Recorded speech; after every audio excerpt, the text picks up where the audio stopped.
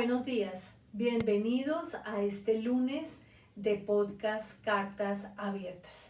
Un espacio donde nos reunimos a estudiar la palabra del Señor. Estamos leyendo Génesis y vamos por el capítulo 32.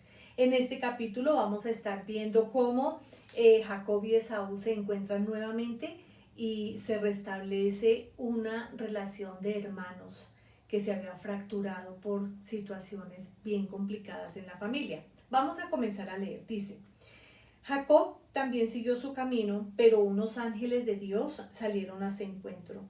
Al verlos exclamó: Este es el campamento de Dios. Por eso llamó a ese lugar Mahanayim. Aquí es importante tener en cuenta de cómo la presencia de Dios estaba alrededor de Jacob. Y Jacob podía darse cuenta de lo grande que era Dios. Y tenía unas exclamaciones como la que tuvo en este momento, como este es el campamento de Dios, y Dios haciendo presencia para que Jacob se cimentara, se fortaleciera, tuviera confianza de que Dios estaba a su alrededor. En el versículo 3 dice: Luego Jacob envió mensajeros a su hermano Esaú, que estaba en la tierra de Seir, en la región de Edom, y les ordenó que le dijeran: Mi señor Esaú, su siervo Jacob, nos ha enviado a decirle que él ha vivido en la casa de Labán todo este tiempo y que ahora tiene vacas, asnos, ovejas, esclavos y esclavas. Le manda este mensaje con la esperanza de ganarse su favor. Aquí da la impresión de que Jacob hacía alarde de su hoja de vida, de todo lo que él había logrado en ese tiempo que había estado viviendo con Labán. Estaba queriendo brindar una buena imagen ante su hermano. Quería ganarse su favor, como la misma palabra lo dice. Cuando los mensajeros regresaron, le dijeron a Jacob: Fuimos a hablar con su hermano Esaú y ahora viene al encuentro de usted acompañado de 400 hombres. Y miren lo que pasa después. Dice: Jacob sintió mucho miedo y se puso muy angustiado. Y esto es bien importante, quedarnos aquí un momentico pensando del mucho miedo que nos expresa la palabra del Señor que sintió Jacob. Se puso angustiadísimo. Él dice: ¿cómo va a venir mi hermano con 400 hombres? Él está pasando por alto que Dios estaba con él, porque él ya se lo había dicho, varias veces ya le había dicho: yo estaré contigo. Cuando le dio la orden de salir de la casa de Labán, le dijo: yo estaré contigo. Y él dice que sintió mucho miedo y sintió mucha angustia. Y yo me imagino que por la cabeza de Jacob comenzaría a preguntarse: ¿qué pasa si ocurren ciertas cosas? Por ejemplo, él se podría estar preguntando: ¿qué pasa si mi hermano no me ha perdonado? ¿Qué pasa si mi hermano todavía quiere matarme? Viene con 400 hombres. ¿Qué pasa si todavía me odia? ¿Qué pasa si él sigue en su corazón guardando rencor por lo que hice? ¿Qué pasa? ¿Qué pasa si me quiere matar? Y aquí nos vamos a dar cuenta de algo bien importante que nos sucede a nosotros como seres humanos, y es que el miedo le hace pensar muchas cosas lejanas a la realidad, nos vamos a dar cuenta. Pero entonces en esta parte de la lectura podemos darnos cuenta de algo, y es que nosotros deberíamos ser muy conscientes, primero que todo, de que el favor de Dios está a nuestro alrededor, y en segundo lugar, de que el futuro nuestro está en las manos de Dios, ¿sí? Y sabemos que el futuro en las manos de Dios es un futuro bueno, la palabra lo dice. Vamos a seguir leyendo. Dice: por eso dividió en dos grupos a la gente que lo acompañaba. O sea, él ya comenzó a actuar bajo el miedo, bajo la angustia. Y dice: dividió en dos grupos a la gente que lo acompañaba, y lo mismo hizo con las ovejas, las vacas, los camellos, pues pensó: si Esaú ataca a un grupo, el otro grupo podrá escapar. Él primero actuó, pero en el versículo 9 la palabra nos muestra lo siguiente. Dice: entonces Jacob se puso a orar y dice: Señor, Dios de mi abuelo Abraham y de mi padre Isaac, que me dijiste que regresara a la tierra y a mis familiares y que me harías prosperar, realmente yo, tu siervo, no soy digno de la bondad y fidelidad con que me has privilegiado. Cuando crucé este río Jordán no tenía nada más que mi bastón, pero ahora he llegado a formar 2 campamentos. Líbrame del poder de mi hermano Esaú, pues tengo miedo de que venga a matarme a mí y a las madres y a los niños. Tú mismo afirmaste que me harías prosperar y que mis descendientes serían tan numerosos como la arena del mar, que no se puede contar. Entonces llama la atención que él primero en su angustia arma los 2 campamentos, los 2 grupos de personas y luego sí ora. Pero su oración es bastante sentida, bastante importante, ¿no? Y le está diciendo, pues tengo miedo. Y cuán válido es poder nosotros llegar a la presencia de Dios Padre a través de Jesús, a contarle y abrirle nuestro corazón acerca de lo que sentimos, ¿sí?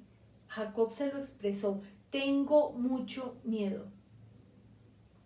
Y aquí actuó y oró. Yo pensaba, ¿no? De forma muy espiritual, pues debería primero haber orado y luego haber actuado muy seguramente bajo una respuesta a esa oración, pero eso no suele pasar. Muchas veces uno hace una reflexión de su vida y primero viene el temor, viene la angustia, actúa y después se acuerda que tiene un Dios que lo puede bendecir, prosperar, guardar.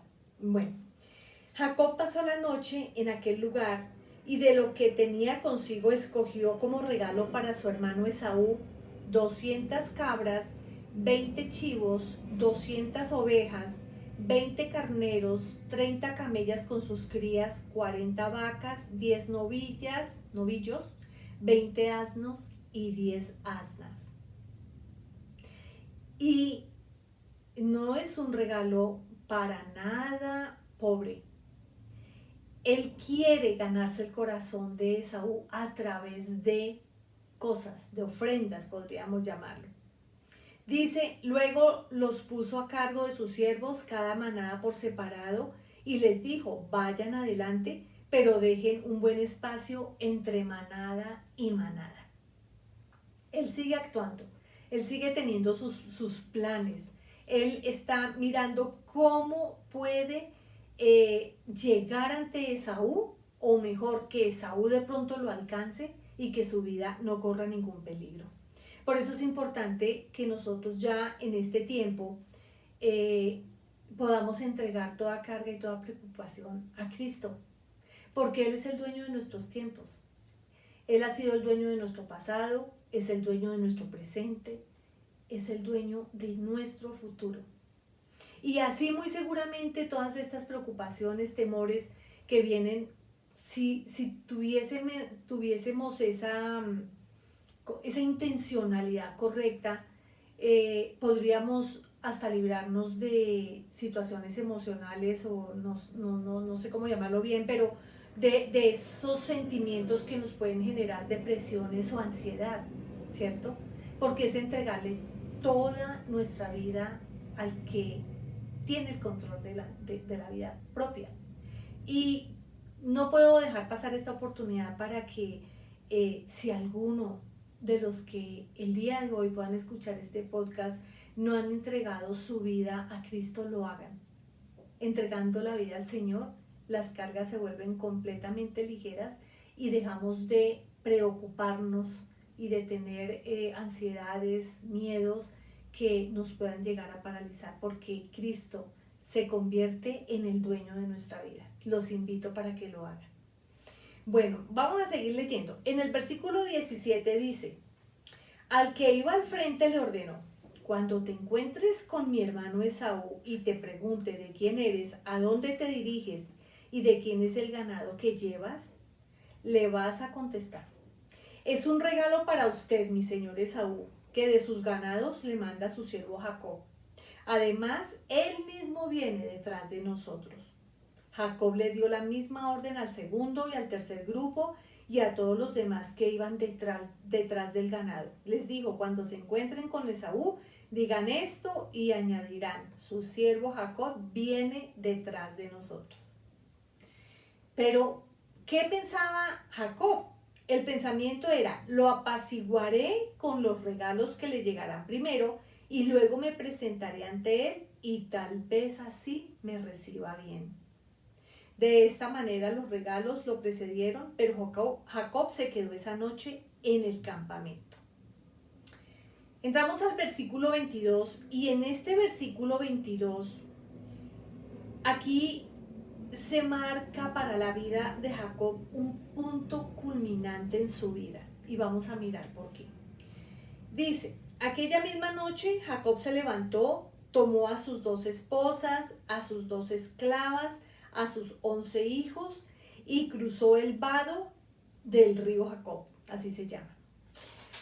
Una vez que lo había cruzado, hizo pasar también todas sus posesiones, quedándose solo. Entonces un hombre luchó con él hasta el amanecer. Cuando ese hombre se dio cuenta de que no podía vencer a Jacob, le tocó en la coyuntura de la cadera y ésta se le dislocó mientras luchaban. Entonces el hombre le dijo, suéltame que ya está por amanecer. Y la respuesta de Jacob es la siguiente, no te soltaré hasta que me bendigas. ¿Cómo te llamas?, le preguntó el hombre. Y entonces él le dice, yo me llamo Jacob. Y este hombre le dice, no te llamarás Jacob, sino Israel, porque has luchado con Dios y con los hombres y has vencido. Y Jacob le pregunta, él es osado, y le pregunta, ¿y tú cómo te llamas? Y este hombre le responde, ¿por qué me preguntas cómo me llamo? Y en ese mismo lugar lo bendijo Jacob. En ese mismo lugar lo bendijo. Jacob llamó a ese lugar Penuel porque dijo, he visto a Dios cara a cara y todavía sigo con vida. Aquí nos damos cuenta de que ese hombre que del cual la Biblia habla es el mismo Señor. Y Jacob fue osado y le dijo que no lo soltaría hasta que lo bendijera y quedó con una marca en su cadera. Él quedó cojo. Y por eso decimos aquí en esta parte del capítulo, en el versículo 22, que es un punto culminante para la vida de Jacob. Aquí esta escena es muy parecida a lo que ocurre cuando él soñó que iba en la travesía, cuando él soñó que había una escalera en donde subían y bajaban los ángeles de Dios. El Señor era de noche. El Señor tenía la costumbre de presentársele a Jacob de noche. Pero aquí también podemos mirar que este pasaje nos puede representar las luchas internas que nosotros tenemos como seres humanos. Pero también esas luchas internas nos transforman la vida cuando estamos ceñidos a la palabra, cuando estamos agarrados de la mano del Señor, cuando sostenemos su palabra. Esto nos muestra que esas luchas internas sí se pueden superar. ¿Y podemos quedar marcados? Claro que sí, pero la marca de nuestra lucha interna una vez conocemos a Jesús es el Espíritu Santo en nosotros. Es un privilegio grande, porque Jacob quedó marcado en su cadera, pero nosotros estamos marcados por el Espíritu Santo de Dios. Esto también nos muestra que nosotros podemos tener crecimiento espiritual, y ese crecimiento espiritual necesariamente nos lleva a ser valientes, a ser esforzados, a sacar fuerza para salir adelante, como lo hizo Jacob. Este tiene una gran enseñanza. Cuando el hombre le pregunta que cómo se llama y él contesta Jacob, al simplemente decir su nombre, era como si estuviese trayendo a la memoria, yo me llamo Jacob, pero yo estoy identificado por ser un hombre tramposo, por ser un hombre engañador, por ser un hombre mentiroso. Lo último que le dijo su suegro fue ladrón. Era un nombre que lo tenía marcado. pero el Señor le dice que ya no se va a llamar así más. Aquí le transforma, le quita ese nombre, le da el nombre de Israel, ¿sí? Ya no te llamarás más Jacob, sino Israel. Y dice, porque ha luchado con Dios y con los hombres. Le cambió el nombre y ya es diferente. Aquí se marca una transformación. Fue una lucha que él tuvo para ser transformado en un hombre nuevo. Vamos a mirar Efesios, yo tengo por acá, Efesios 1, del versículo 13 al 14. Dice lo siguiente: en él también ustedes, cuando oyeron el mensaje de la verdad, el evangelio que les trajo la salvación y lo creyeron, fueron marcados con el sello que es el Espíritu Santo prometido. Ya lo dije, Jacob peleó, luchó, se aferró al Señor y quedó marcado. Nosotros también estamos marcados porque creímos, porque creemos en el evangelio de la salvación, y el sello es el Espíritu Santo de Dios prometido. Y en este otro versículo, segunda de Corintios 2, dice, del 21 al 22 dice: Dios es el que nos mantiene firmes en Cristo, tanto a nosotros como a ustedes, Él nos ungió. El Espíritu Santo de Dios está con nosotros y es en Dios, en Jesús su Hijo, que nos mantenemos firmes, aferrados, como lo hizo Jacob hasta que fue bendecido. Esta parte es muy, muy bonita. En el versículo 31 dice lo siguiente: cruzaba Jacob por el lugar llamado Penuel cuando salió el sol. A causa de su cadera dislocada iba rengueando. Por esta razón los israelitas no comen el tendón que está en la coyuntura de la cadera, porque a Jacob se le tocó en dicho tendón. Con esto terminamos este capítulo 32. Los invito para que nos sigan acompañando. Vamos a ver ya para el próximo episodio, el próximo lunes, realmente ese encuentro con su hermano, cómo se va a dar, bajo qué condiciones quedan. Gracias por acompañarnos y no se les olviden compartir, den a conocer este podcast en donde analizamos y estudiamos la palabra del Señor para mostrar a un Jesús real en la vida de nosotros. Bendiciones.